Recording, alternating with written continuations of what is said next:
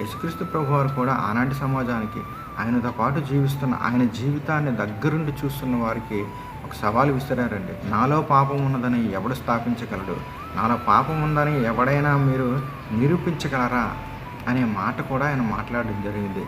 అనటం ఎవడైనా అంటాడండి. ఇదిగో నువ్వు పాపం చేశావు, నువ్వు చెడ్డ పని చేశావు, నువ్వు దొంగతనం చేసావు అని ఎవడైనా అనగలడు. కానీ యేసుప్రభు చెప్పిన మాట ఏంటంటే దాన్ని ఎవడు స్థాపించగలడు అన్నాడంటే. స్థాపించడం అంటే నిరూపించడం.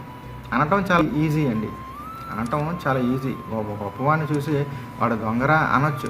కానీ ఆడు దొంగ అని నిరూపించాలి కదా. ఇప్పుడు యేసుక్రీస్తు ప్రభువారిని కూడా ఈ మతోన్మాదులు అందరూ కూడా యేసుక్రీస్తు పాపం చేశాడు అంటున్నారు. కానీ ఎవడు నిరూపించగలడు? ఎవడు స్థాపించగలడు దాన్ని? ఆ రోజు ఆయన జీవితాన్ని దగ్గరగా చూసిన వారే ఆ పని చేయలేకపోయారు. ఆయన పుట్టి మరి పరలోకానికి వెళ్ళిపోయిన ఇన్ని వేల సంవత్సరాల తర్వాత మాట్లాడుతున్న వాళ్ళు ఏం సాధించగలరు? ఏం